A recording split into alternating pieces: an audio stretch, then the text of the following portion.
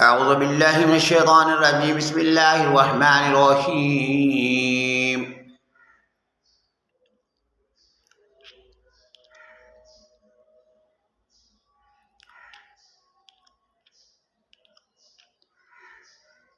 فَالْيَوْمَ نُنَجِّيكَ بِبَدَنِكَ لِتَكُونَ لِمَنْ خَلْفَكَ آیَةً وَإِنَّ كَثِيرًا مِنَ النَّاسِ عَنْ آیَاتِنَا لَغَافِلُونَ۔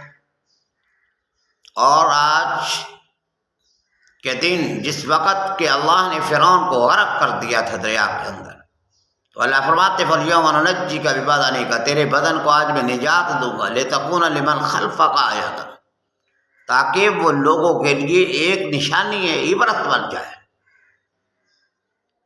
تو اللہ کے مقابلے میں جو بھی آیا، نمرود ہو، حامان ہو، فرعون ہو، اللہ کے مقابلے میں ابرہ آیا، مٹ گیا، اور ایسی حالت میں اللہ نے کر دیا ان لوگوں کو۔ الم تر کیف فعل ربک باصحاب الفیل الم یجعل کید فی تضلیل وارسل علیہم طیرا ابابیل ترمیہم بحجارۃ من سجیل فجعلہم کعصف معقول۔